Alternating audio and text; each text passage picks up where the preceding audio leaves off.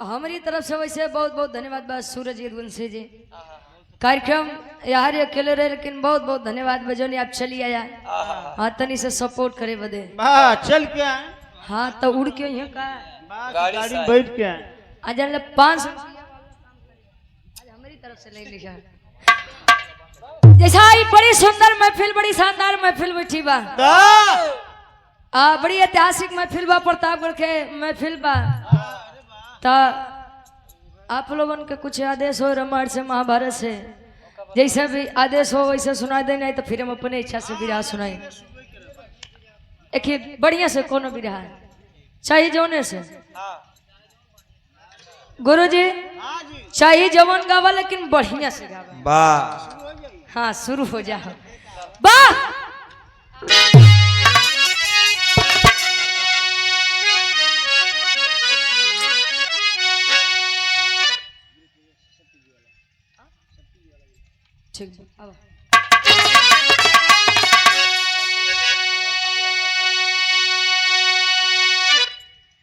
अरमान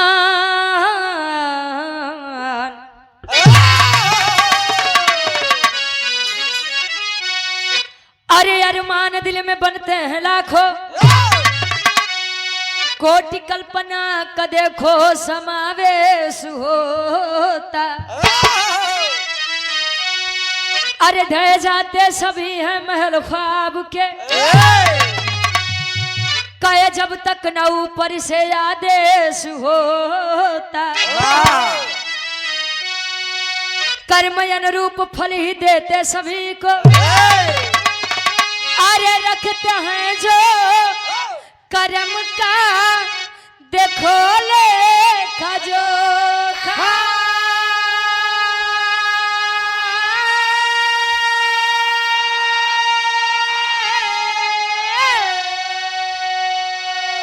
अरे गलत कर्म का है नतीजा भयंकर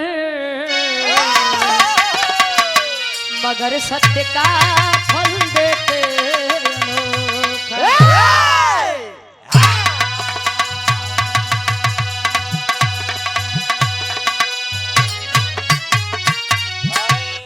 कहे अरमान दिल में बनते हैं लाखों कोटि कल्पना का देखो समावेश होता।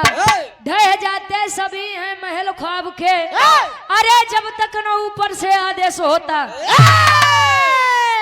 हर एक इंसान के मन में हर एक इंसान को लेकर के नई नई कल्पनाएं होती हैं नए नए अरमान होते हैं नए ख्वाब होते हैं। अरे वाह ख्वाब विश्वास मानिए पहले के आदमी जेकरे लइका नहीं रहा तो वो सिर्फ राह बेराइले कि पता नहीं सवेरे सवेरे के कर मुंह देख ली है। पहले के जितना पिक्चर बने फिल्म बने तो कोनो न कोनो चीज पे निर्धारित रहे भाई। आज के समय में जेकरे लइका नहीं बा वो आदमी के लिए ठीक बा भैया ईश्वर के देन ईश्वर के कृपा नहीं रही तो का करबा। चलो कम से कम साइंस जब से आए मेरे रुअन का ये चीज से तो बचा ही लिए भाई। बेबी ट्यूब ले ले। अच्छा शंकर यादव भैया अमृतलाल भैया के कहे मेरा महबूब मेरे साथ बड़ा अच्छा किया, प्यार मांगा झोली में गम को डाल दिया। बारे गम भाई आदमी आजकल गम में गुरुजी बड़का बाबू लइकन के गम हो जात बा तो उ तो मल्ला दारू शराब पी के उड़ाई देते हैं। मेहरारू के गम हो जाए तो बेचारी कहाँ जाए। अच्छा नहीं बने तो इनके लिए आ जाए भाई, केवल तो कल लोग का पिए के बहाना चाहिए। ए भैया अच्छा कहा जाता है तिरिया चरित्र दैवो न जाना, मेहरारू के चरित्र तो भगवानों नहीं जान पाए। आप लोग तो बहरहाल इंसान ही हैं, अपन चरित्र रखे रह। हाँ वैसे मेहरारू के चरित्र और पुरुष के भाग्य कब बदल जाए कुछ एता पता नहीं बा। कवि जी भाव में लिखते हैं कैसे,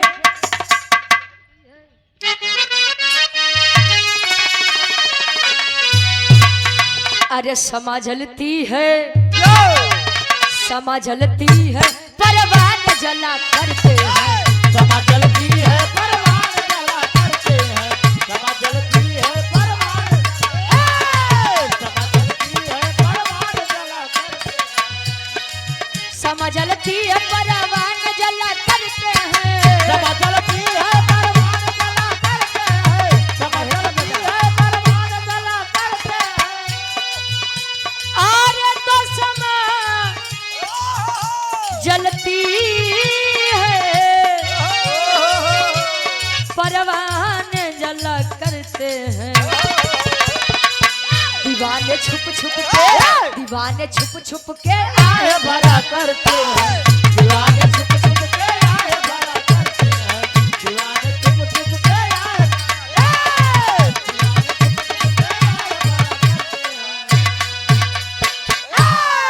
कहे समा जलती है परवाने जला करते हैं, दीवाने छुप छुप के आए भरा करते हैं। कहो कहानी के शुरुआत बा कवि जी लिखते हैं और कहानी के करबा कैसे, अंकुश जयमाल डेकोरेशन भिटार मुजाही बाजार और समाजवादी गीत बा अरे रे मेरे जान थे मुलायम। अच्छा बहुत बहुत धन्यवाद भैया, 100 रुपया गाय देते हैं। कहानी का शुरुआत बा कैसे,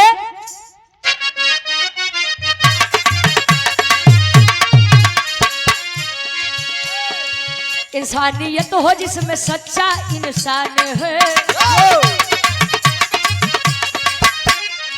उसके लिए तो सारा जग ही जहान है। किसी एक गांव में किसान दयावान रहा, किंतु फूल बिना गुलशन वीरान रहा।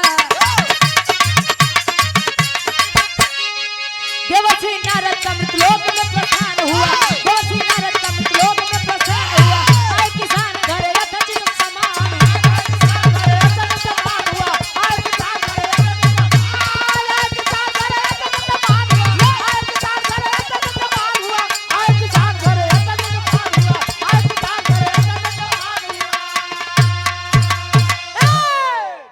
कहे इंसानियत हो जिसमें सच्चा इंसान है, उसके लिए तो सारा जग ही जहान है। आज के समय में इंसान यदि इंसानियत को पहचान रहा है तो जान लीजिए ईश्वर का दर्शन साक्षात उसके रूप में होता है। कहें कि ईश्वर खातिर सबसे बड़ा तोहफा तो यह बा कि एक इंसान दूसरे इंसान के तकलीफ और दर्द को समझे। सुख में पीछे हो जाइए लेकिन दुख में यदि कोई आगे हो जाए तो जान लीजिए उससे बड़ा इंसान कोई नहीं है। अपने खातिर तो कुकुरो बिलार जिये थे, जे दूसरे खातिर जिए ओके इंसान कहा थे। जैसे आज सूरज यदुवंशी जी आए हैं भैया, इंसानियत के नाते हैं भाई। बहुत बहुत धन्यवाद बा। अरे वाह। ए भैया एक गांव में एक किसान अपनी धर्म पत्नी के साथ जीवन खुशी खुशी व्यतीत करे। माने जोरे मेहरार वही का हो, धर्म पत्नी का मतलब यार, हाँ हाँ भैया जो तू कहा है, हाँ जो नहीं कहा थे। अच्छा ईश्वर का दिया सब कुछ उनके पास, केवल एक चीज नहीं था, वो भी संतान सुख। जीवन में भैया कोनो सुख ना मिले वो चले, लेकिन अगर संसार में संतान सुख ना मिले तो जान लग कोनो भी सुख नहीं मिला बा। और लड़का के दर्द का होता है काकी दादी हिरन से बढ़िया क्यों नहीं समझी। चाहे लड़का हो चाहे लड़की हो, अगर उसकी शादी हुई है तो वो सदैव चाहेंगे कि एक बार वह गार्जियन बने, उनका भी कोई अपनी संतान हो, अपनी औलाद हो। अच्छा धीरे धीरे समय बीतत बा डब्लू गुरु जी। तन नारद जी वह नारद जहिया नारद कुछ न पावे। कुकुर फेंक दू हड्डी लड़ावे। हाँ कुकुर फेंक दू हड्डी लड़ावे। नारद जी कहे, नारद जी अपने पिता ब्रह्मा जी से कहे कि पिताजी ढेर दिन हो गए बा मृतलोक के कोनो खबर नहीं आई बा। तो जाओ बेटा घूम के आओ। कहे आप आगे देता तो चली जाई, तने तो मृतलोक के खबर उबर ले जाई। कहे बेटा जाओ जाओ जाओ बेटा तुम। दूल्हे बासा जी के ये छोटे जीजा जी, जे करे आगे जी, जे करे पीछे जी, लेकिन अबे मत भेजा। नहीं जा। ये दुल्हा के सबसे छोटकने जीजा हमारे गार्जियन जी 100 रुपये बहुत बहुत धन्यवाद। अच्छा यार नारद जी मृतलोक घूमे बदे आकाश मार्ग से जाते हैं। अब किसान जी की आदत रहे वो किसान के दरवाजे जब भी मेहमान आवे तो भैया ये बात के बड़ा पालन करें कि अतिथि देवो भव, चाय पानी करावे। अच्छा आज के आदमी और पहले के आदमी में क्या अंतर बजानता ये दुवंशी जी। पहले के आदमी चल जाए तो काकी दादी लोग दूध दही माठा दे पिए बदे, पानी दे, लाई चबैना दे दे, भैया खा पीला। ओकरे बाद जा पूछे कि भैया कोनो काम बका। आजकल के आदमी तो पूछे तो नहीं भैया खाना खाए के आया है कि घर जाब तब खा। और कईयो जगह चीज के शिकारी आदमी को। अच्छा वो किसान जी की आदत रहे कि केहू भी दरवाजे पर आओ तो लई के लोटा पानी दौड़े। किसान जी मन मारे बैठा जे हमें हुए कहा कि भैया लड़के हो जाई परेशान मत हुआ। अब किसान जी का जब देखे उदास तो नारद जी के दिमाग में सूझ गया झगड़ई वाली बुद्धि सूझे लाग जाई के किसान जी से कहे तले किसान जी कहते कैसे एक लाइन गीत लगत बा कोनो आशिक अपने मासूका बदे कहे कैसे।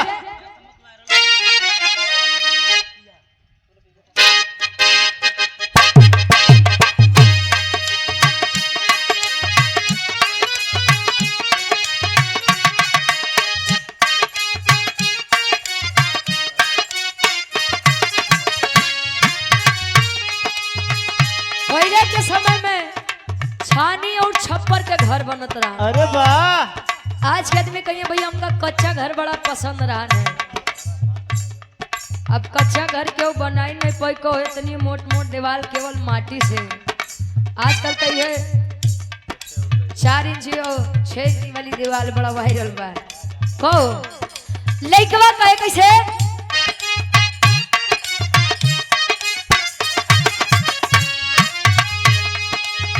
का तू ये गोरी तोहरी गली ऐसी जई। का तू ये गोरी तोहरी गली ऐसी जई। का तू ये गोरी तोहरी गली ऐसी जई। का तू ये गोरी तोहरी गली ऐसी जई। छत पर से काकी हलो हलो ए चमक चलो। छत पर से काकी हलो हलो छत पर से काकी हलो हलो ए चमक चलो। नारद जी आए नारायण नारायण। किसान जी प्रसन्न भैन अरे मुनि जी बैठा बैठा कहे कस बेटा बड़ा मन मार के बैठा। कहे कि अब का बताई पहले बैठा पानी वानी पिया तब बताई। अच्छा खातिरदारी की हम पानी दिहन गुड़ दिहन गुरु जी। अच्छा खान पियन नारद जी तले किसान जी अपन तकलीफ बतावे का बतावे। काहे किसान बाबा मुनि के समाना काहे किसान बाबा मुनि के समाना हो। काहे किसान बाबा मुनि के समाना हो। काहे किसान बाबा मुनि के समाना हो। गोदिया में नाई के ललनवा ए बाबा सुना। गोदिया में नाई के लालनवा ए बाबा। गोदिया में नाई के लालनवा ए बाबा सुना। जनमवा के दुखवा उदित हो भइले कवरे जनामा के दुखवा हो उदित हो भइले कवरे जनामा के दुखवा हो उदित हो भइले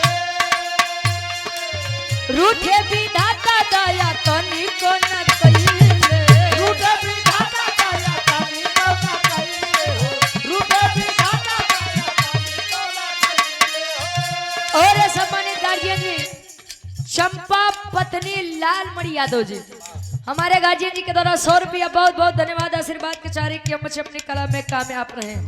दिन रात ताड़ा पैसा मनवा तू बतिया सुना दिन रात तारा पे नयनवा तू बतिया सुना दिन रात तारा पे नयनवा तू दिन रात तारा पे नयनवा तू बतिया सुना कहे दिन रात तड़पे समनवा तू बतिया सुना। कहे कि नारद जी जरा विचार करेंगे जो लोग घमंड करते हैं कि हमसे बड़ी यार भक्ति केहू कोई नहीं सकत। एक बात जान ला धरती वीरों से खाली नहीं है। तू बाप बनता तो तोहरो बाप केहू बन के बैठा बा। ए भैया नारद जी के कहे कि आप तो विष्णु जी के सबसे परम भक्त है अनन्य भक्त है। जहाँ विष्णु जी के नाम आवत है हुआ नारद जी के नाम आवत है। कहे तब कहे कि महाराज केवल एक लड़का दिवाई देता हमार कुल आगे बढ़ जा जान ला जीवन में हमका आप लोगों से कुछ ना चाहिए। वाह वाह नारद जी कहे कि अरे बस बस महाराज अब जान ले तू एकदम सही जगह विनती करे अरे नारद के मतलब भगवान विष्णु अब भगवान विष्णु के मतलब नारद और नारद से यदि कह दी है कि लड़कियां दिवाई दे तब जान ले 100% तोरे लड़कियां होई। ए भैया 100% कहे न जान ले तोरे लड़का होई। तू अब इंतजार करा घड़ी देखा आज से अब जान ला गिनती चालू कर दो गुरुजी। उल्टी वाली अच्छा यार नारद जी बीड़ा टेरत पहुंचत क्षीर सागर विष्णु जी के लगे अच्छा विष्णु जी के लगे पहुंचत तक लाइन गीत लगत बा।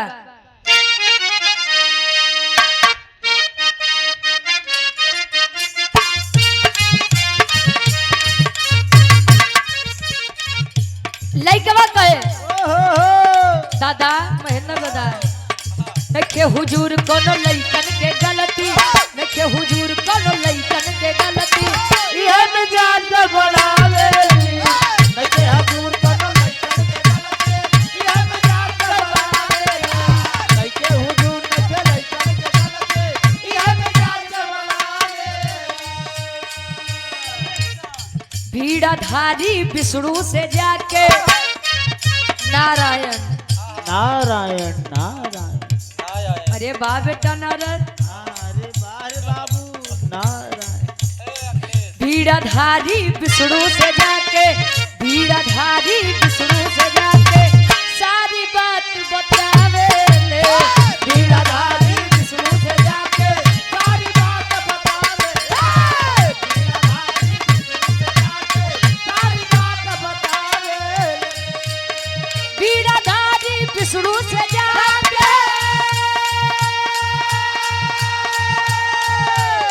सारी बात बतावे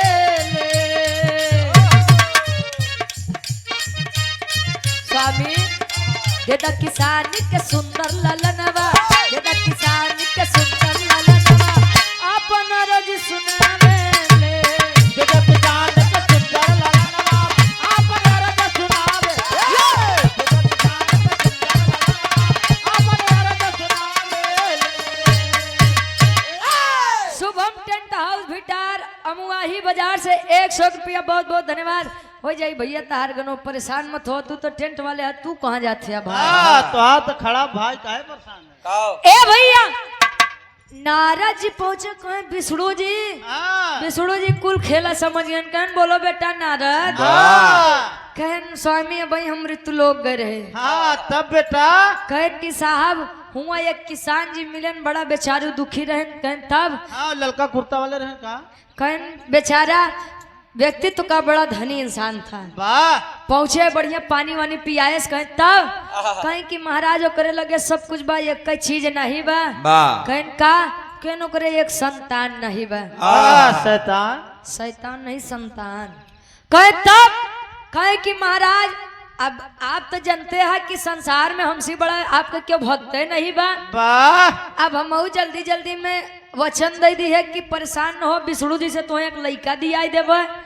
नारद जी के बतिया जब विष्णु जी सुने, विष्णु जी कहन बेटवा नारद सब तो ठीक है बा, वाह लेकिन कहन का लेकिन कहन किसान के नसीब में लड़का है ये न बा। वाह नारद जी कहने महाराज यस जिन करा आहा। वचन दे क्या ही मरद के कोनो जुबान होता है, वाह आदमी मनबे नहीं करे कि नरदा सार झूठे।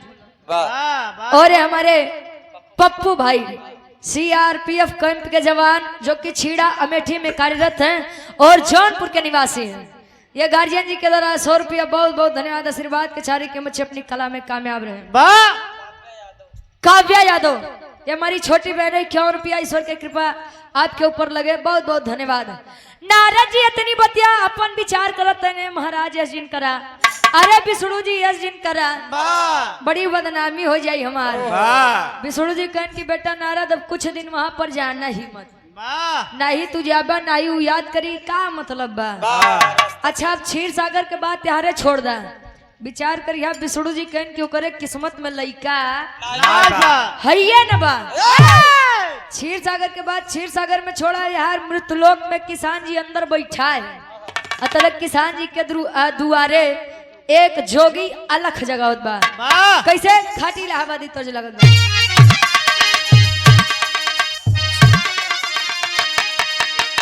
आए हाय अरे राम झक्को रमार झूलनी, अरे राम झक्को रमार झूलनी का है साड़ी लहराई हो झक्को रमार झूलनी।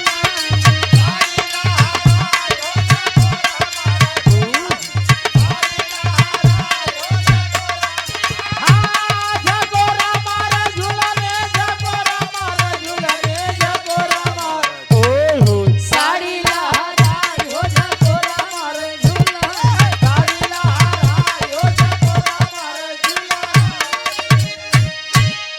जोगी जी अलख जगावत है दरवाजे पर, अरे जय रोटी देते बेटा वाला, ध्यान दी हैं, अरे जय रोटी देते बेटा वाला, अब ये बरदान बा जय रोटी देते बेटा वाला।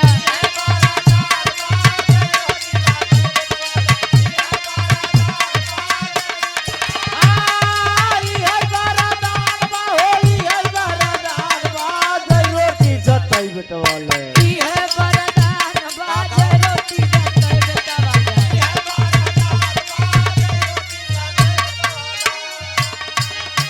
कहे जय रोटी देते बेटा वाला ये वरदान बा।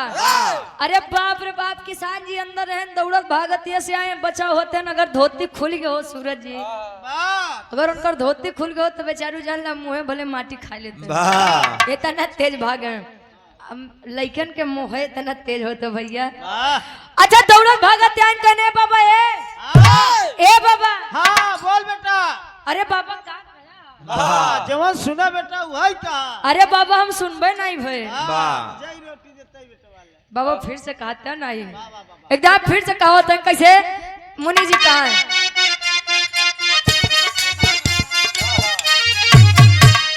भूखिया लगल बा जइगो रोटी खियाइबा, रोटी आखी आई बा हो, रोटी आखी आई बा, रोटी आखी आई बा हो, रोटी आखी आई बा। जय रोटी तय लाल उपहार में पैबा, उपहार में पैबा, उपहार में पैबा, उपहार में पैबा, उपहार में पैबा। आज पैदा होई है ला,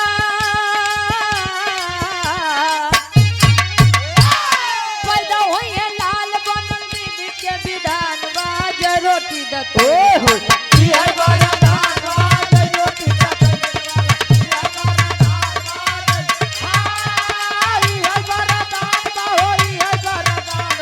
जय रोटी दतो बेटवाला।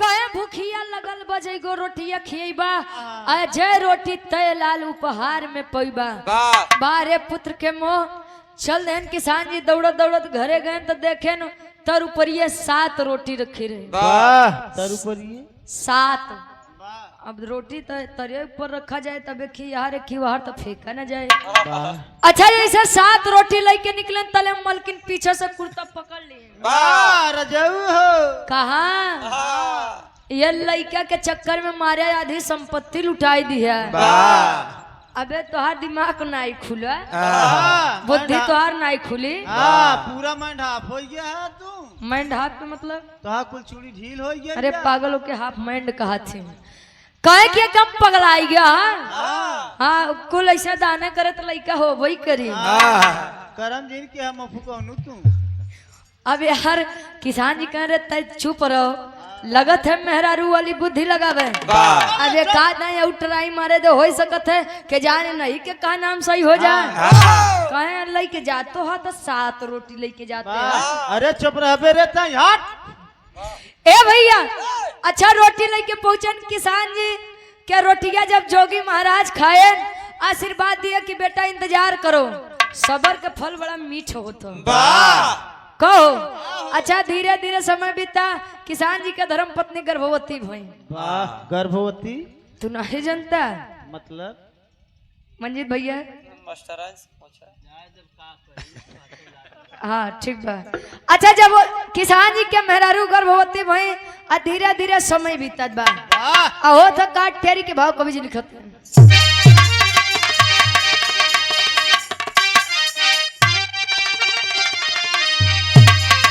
अरे भक्ति की अरे शक्ति भारी पड़ गई ए बाबू भक्ति की शक्ति भारी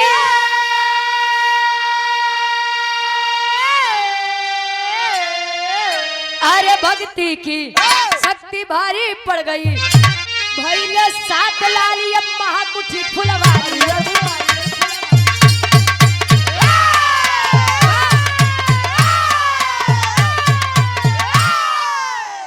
भैले 7 लाली महाकुठी फुलवारी भक्ति की शक्ति भारी पड़ गई धीरे धीरे समय बीता 7 गदेला जन्म लिए अभी आप लोग ये मत सोचा कि 7 गदेला इकट्ठा ही जन्म ले हाँ नहीं तो ढेर आदमी होते न ढेर सोचे बिचारे लगत है संगमई साथ हो गया बा बरदाने में कुछ भी हो सकता अरे बरदाने में का कब 14 लड़का हो जाए 7 लड़का जन्म लिए किसान जी के दरवाजे समय बीतता गया अब यार काफी दिन जब बीता तो नारद जी के फिर से दिमाग में खुरापात सूझे फिर से आकाश मार्ग से जाते हैं तो नीचे देखें किसान जी के दुगोरवा 7 गदेला तरु पर ये खेलत रहे अब जान लग किसान जी के हाल देख के नारद जी से बर्दाश्त नहीं भाई नारद जी आए किसान जी कहा भैया बैठा बैठा अरे नारद जी बैठा अरे आपके आशीर्वाद से हमारे घरे लड़का जन्म ले लिए कहन कौन लड़का कहन अच्छा भैया सही सही बताया ये 7 गदेलवा के करेन हो कहन महाराज लजवावा का मजाक के है साधु बाबा तू इतना बड़ा दयालु है कि एक लड़का बड़े हमका आशीर्वाद दे रहे हमारे 7 लड़का हो गए महाराज पहले 1 गदेला पापा कहे वाले नहीं रहे 7 गदेला हाँ तोरे पापा कहत अरे वो किसान जी के भैया अच्छा यार इतनी बतिया सुनते मन नारद जी के लगा गुस्सा कहे नारद जी विष्णु जी के इतनी मजाल हमरे साथ गद्दारी बतावा हम कहे एक लड़का देखकर तो लगे हमका पहाड़ा पढ़ावे कि उनके किस्मत में लड़का है ये ना बा जब किस्मत में लड़का नहीं बा कि 7 गदेला के कर होई चलत विष्णु जी से पूछे थे हम अब गुस्सियाई के उठते हैं क्षीर सागर में जब पहुंचते हैं तले होत का एक लाइन गीत लगत बा कैसे बा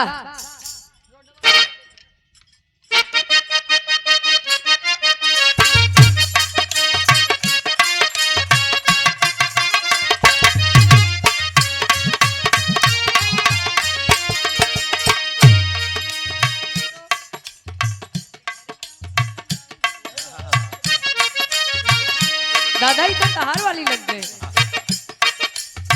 वाह कैसे घर जाऊं शर्माऊं घबराऊं, कैसे घर जाऊं शर्माऊं घबराऊं, कैसे घर जाऊं शर्माऊं घबराऊं, कैसे घर जाऊं शर्माऊं घबराऊं, कोई दिलिए ढूंढ के हाय मेरा नाम खो गया, कोई जाए ढूंढ के आए, मेरा नाम खो गया। कोई जाए ढूंढ के आए, मेरा नाम कौन लड़की रहे उरा हमें जब चले तो लड़का कहे रोडवा पे चले लू तू रूपवा सवार के, रोडवा पे चले तू रूपवा सवार के, रोडवा पे चले तू रूपवा सवार के, केतना तारीफ करी सूट सलवार के,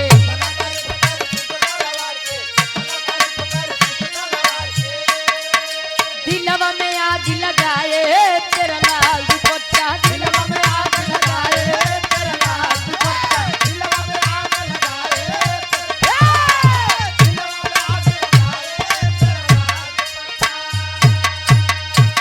अच्छा यार नारद जी गुस्सियाई के चल रहे हैं क्षीर सागर, और जब क्षीर सागर पहुंचते हैं तब चले नारद मुनि तब क्रोधवा बढ़ाई के, नारद मुनि तब क्रोधवा बढ़ाई के, चले नारद मुनि तब क्रोधवा बढ़ाई के, विष्णु के पास तब पहुंचे हैं जाई के, विष्णु के पास तब पहुंचे हैं जाई के, विष्णु के पास तब पहुंचे हैं जाई के, प्रभु जी से बात बतैबे सोचे मुनि रैया, प्रभु जी से बात बतैबे सोचे मुनि रैया, प्रभु जी से बात बताइए,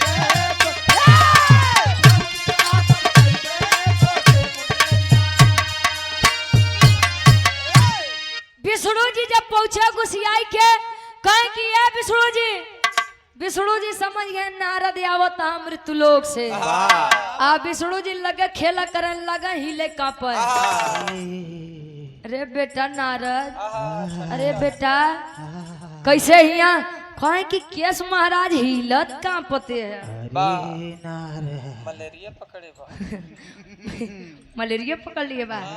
अच्छा यार नारद जी कहे कि केस महाराज इतार सीढ़ी अटकत बा, लागत बो बेटा भाई अब नाही बचब, का बहु तो है दुनिया के जीवन तू देते या तोरे जीवन अटक गा, का बात बा कहे कि बेटा नारद लागत बा कि अब नाही बचब, कहे कि अरे महाराज आपका हम कुछ हो दे भी हो नहीं सकत, कहे तब कहे कि बेटा अब लागत बा हमारी आखिरी क्षण बड़ा नजदीक बा, कहे महाराज हमार नहीं विष्णु जी के कहे बेटा कहे कि महाराज एकर कोनो दवाई कोनो इलाज, कहे इलाज केवल एकर एक कई बार, कहे कि चल जाइए संसार में जो संसार का सबसे बड़ा मेरा भक्त हो, संसार का जो सबसे बड़ा भक्त हो मेरा उई के एक आँखी के खून ले आवा, माने अखिया फूट जाओ और ओकरे आँखी के खून ले आवा, अगर हम पी ले तो एकदम ठीक हो जाए।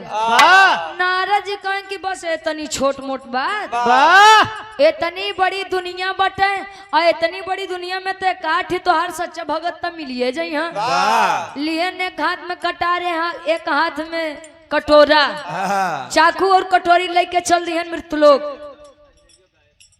विनोद यादव भैया हमारे अहिरहुआ गायक कहाँ है भैया? अच्छा हमारे गार्जियन जी के द्वारा ये 100 रुपया बहुत बहुत धन्यवाद आशीर्वाद के चारे कि हम अच्छे अपनी कला में कामयाब रहे।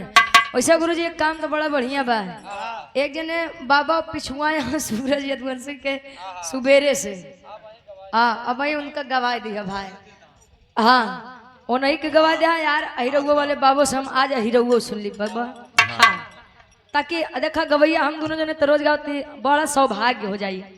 हाँ ए भैया, अच्छा एक हाथ में चाकू एक हाथ में कटोरा लेके डबलू गुरु जी नारद जी तिलक चंदन लगाए के पहुंच गए मृत्युलोक में। आज मृत्युलोक में पहुंचे तो सोचा इनका पापड़ के भाव लगत बा,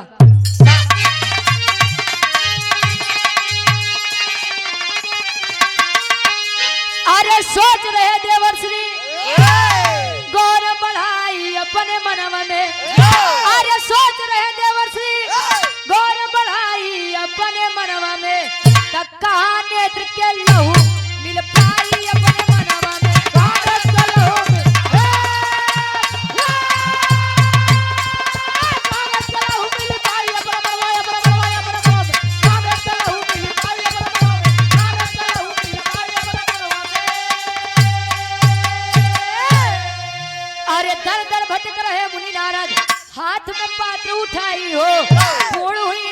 की मनसा संत पे बात जब आई हो अरे पतिया सुन के सोचे नारद जी अपने मनवा में अरे काने के लहू मिल पाई अपने मनवा में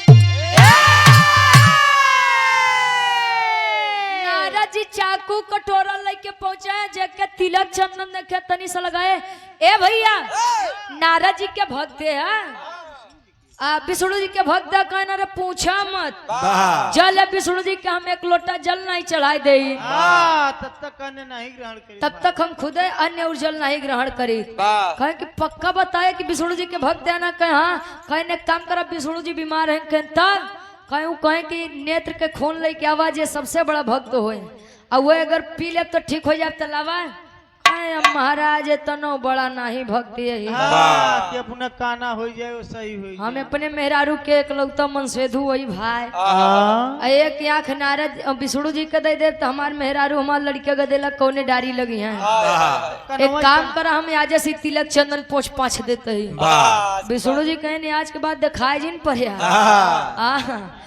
अच्छा यहाँ दूसरी जगह चले कौन भैया विष्णु जी के भक्त है कहन हाँ कहन की लावा आखी के खून द कहन रे महाराज उठाई चाहिए तो है अब तू तो लगा था खून मांगे इतना बड़ा भक्त नहीं है अच्छा होते करते जब 2 दिन बीत गवा पहुंचन का जोने संत जी कह रहे हैं कि जय रोटी दत्ता बेटवा लाई है वरदान बा संत जी के लगे पहुंचन कहन भाई अब तू ही आखिरी उम्मीद बचा है ये बताओ विष्णु जी के भक्त है एक बात जान लीजिए जो इंसान महान है वो अपने मुख से अपनी बड़ाई कभी नहीं करेगा कहे महाराज बहुत बड़ा तो नहीं लेकिन थोड़ बहुत भक्तिया हम कैले थी विष्णु जी के कहे हमार बात सुना कहते हैं कैसे आल्हा के भाव में कवि जी प्रमाण देते हैं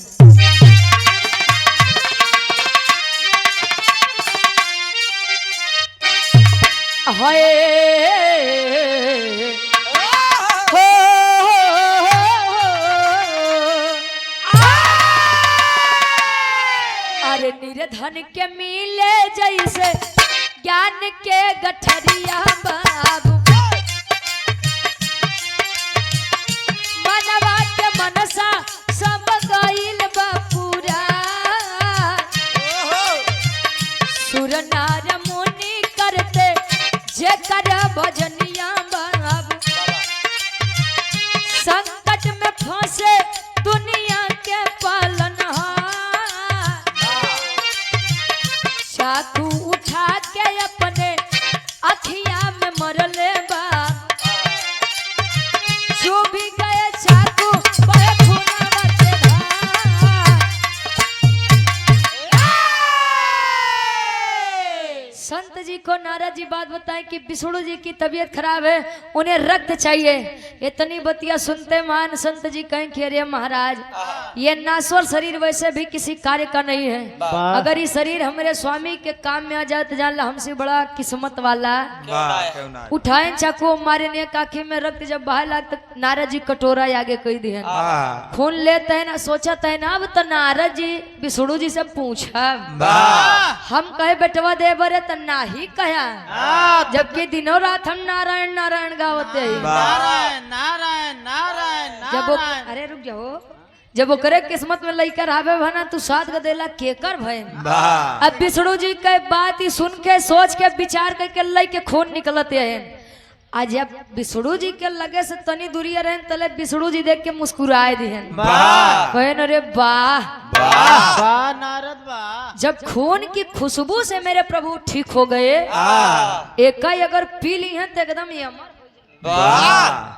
कहे कि स्वामी ठीक है कहे कि हाँ बेटा नारद ठीक हूँ बोलिए कहे महाराज हमारे मन में एक शंका बा कहा था तो पूछ ले कहे पूछिए कहे कि हमारे ही ना समझ में आवत बा दिन रात हम नारायण नारायण करी थी कहीं हाँ तो कहे हम कहे कि संसार के सबसे बड़ा भक्ति आपके हम यही कहे मैंने कहा कि किसान को केवल एक लड़का दे दीजिए आपने कहा कि किस्मत में लड़का है ये न बा हम कही बताए दे जौन किसान के दुअरवा 7 गदेला है वो के कर गदेला है कहे नारद अभी नहीं समझ पाया बेटा अरे नारदा कहे कैसे कहे बेटा नारद जब तुम पहली बार मेरे पास आए तो तुम्हारी बातों में हम की बू आ रही थी बाबू अहंकार की गंदगी आ रही थी। वाह कहे मतलब कहे तुमने कहा कि संसार का सबसे बड़ा भक्त मैं हूँ आपका। वाह दिन रात नारायण नारायण हम करी थी। जब हमार तबीयत खराब है हम कहे जा जे संसार के सबसे बड़ा भक्त हो करे आँखी के खून लेके आवा वाह तो तू चल दिया मृत्यु लोग खोजे बदे। वाह चाकू कटोरी लेके चल दे रहे अब ई बतावो तू के कर भक्ति है। वाह नारद जी शर्म के कारण अपन सर झुकाए हैं आह, जान गए कि यो हो आह, ई तो विष्णु जी हमार परीक्षा लेते रहे हम अपने परीक्षा में फंस गए भाई। वाह इस संसार में जान लीजिए भगवान से बड़ा ओहदा भक्त का होता है। वाह कहे भक्त बिना भगवान कुछ ना है, भगवान बिना कुछ कहे। अब सुनिए कि मैंने किसके कहने पर उन किसान को 7 बच्चों को वरदान दिया है। आखिरी भाव खड़ी के भाव को भी जीत देता है।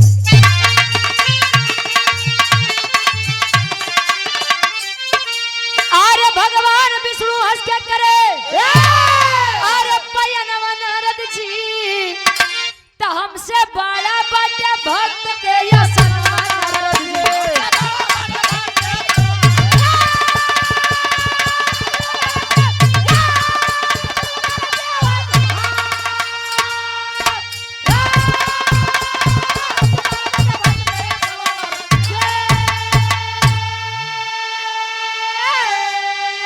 अरे करे पश्चाताप हुए मन में बीड़ा धारी तो फूटी हुई आंख प्रभु दिया सवारी। फूटे हुए आंख प्रभु फूटी हुई आंख प्रभु दिया सवारी।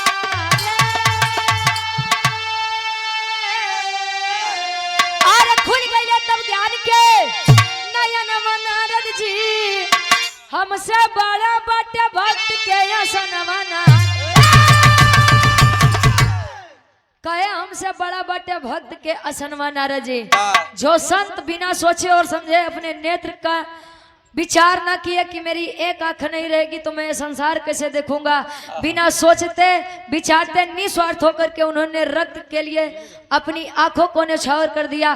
केवल उन्हीं के कहने पर मैंने उनको बच्चों का वरदान दे दिया। काहे से कि अगर भक्त अपने ईश्वर के दम पर कुछ कहता है तो ईश्वर को पूरा करना पड़ता है। नहीं तो भैया आदमी ये कहे कि ईश्वर नहीं होते हैं। अजय सच्चा आदमी बा अगर सच्चे दिल से केहू के दुआ दे दे केहू के बदुआ दे दे ऊ लागी। और ईश्वर होते हैं ई बात के माना। यार नारद जी के यहाँ खुलिया बड़े गुरु जी मैं बड़ी की ए में नहीं रह के चाहिए। ये धरती वीरों से खाली नहीं है। आखिरी में खानदान के परिचय बा। गुरु बिहारी गुरुलेश गुरु रामलाल गुरकारी सर्वसा चरिका कवि भारत जी बने पुजारी हो। अरे भक्ति की शक्ति भारी पड़ गई तो गाँव में रुचि दो मां शारद सदा सहाय। भक्ति की शक्ति भारी पड़ गई शारद की बलिहारी हो। भक्ति की शक्ति भारी हमरे भैया के फरमाइश भाई एक लाइन अरे रे मेरे जान थे मुलायम एक लाइन ले लो। उसके बाद आप खड़ा हो आप भैया ढेर आराम कर लिया। हाँ हाँ अब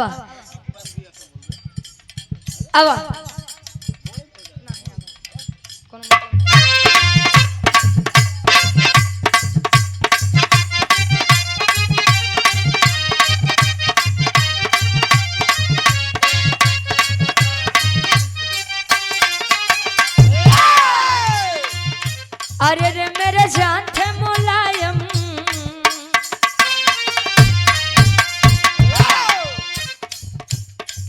किसी का बेसमय चल जाना अचानक से कोई घटना हो जाए तो वह दिल को बड़ी चोट पहुंचाती है। हमारे पूरे हिंदुस्तान भर में केवल 2 ही नेता हुए थे। एक क्रांतिकारी वीर सपूत आदरणीय नेताजी सुभाष चंद्र बोस जी और एक इस उत्तर प्रदेश के पूर्व मुख्यमंत्री जी आदरणीय श्री नेताजी मुलायम सिंह यादव जी। आजकल तो पदवी भी बड़े आराम से लोगन के मिल जात बा। चौराहा पे बैठ के एक सीसी लई के 2-4 दिन भाषणबाजी कैदा आदमी कहीं और नेताजी कहाँ जाते हैं राजू तनी चाय वाय पी ले तो जाए। ये आदमी पद पावे बदे कितना बड़ी मेहनत और कितना कुर्बानी कई जाते हैं। आदरणीय नेताजी धरती पुत्र मुलायम सिंह यादव जी के छोटे सुपुत्र और पीडीए के नायक आदरणीय श्री अखिलेश सिंह यादव जी के छोटे भाई प्रतीक यादव जी वाह आकस्मिक बेसमय इस संसार को छोड़कर चले गए। इस मंच के माध्यम से सच्ची श्रद्धांजलि अर्पित करती हूँ। और हमारे अशोक भाई बहुत बहुत धन्यवाद बा भैया। बाकी तमाम घटना निकल के आवत बाप का सही बा का नहीं का भैया। अरे रे मेरे जान थे मुलायम देश के साथ मुलायम। अरे रे मेरे जान थे मुलायम देश के साथ मुलायम। अरे मेरे साथ मुलायम देश के साथ मुलायम। अरे रे मेरे जान थे मुलायम देश के साथ मुलायम। स्वागत है भैया अखिलेश का। अरे मेरे जान मुलायम देश के साथ मुलायम। स्वागत है भैया अखिलेश का। अरे मेरे जान मुलायम देश के साथ मुलायम। स्वागत है भैया अखिलेश का। कृष्ण कहूँ कहूँ रानिया को कृष्ण कहूँ कहूँ रानिया को पूजती हूँ मैं सुबह शाम को। मेरे भगवान के मुलायम देश के साथ मुलायम। मेरे भगवान के मुलायम देश के साथ मुलायम। स्वागत है भैया अखिलेश का। मेरे भगवान के मुलायम देश के साथ मुलायम। स्वागत है भैया अखिलेश का। मेरे भगवान के मुलायम देश के साथ मुलायम। स्वागत है भैया अखिलेश का। बहुत बहुत धन्यवाद। गाओ बजाओ का सुनो में कोनो भी गलती कसूर भो आप लोग अपन लड़का बच्चा समझ के माफ किया। बहुत बहुत धन्यवाद हमरे दादा फूलचंद बाबू जानला वो दिनों में रहे ना अरथियों में आई गए ई प्यार बा। बहुत बहुत धन्यवाद। अब हमरे फूलचंद बाबू से आप लोग एक आध लाइन सुन ला। अच्छा 20 मिनट की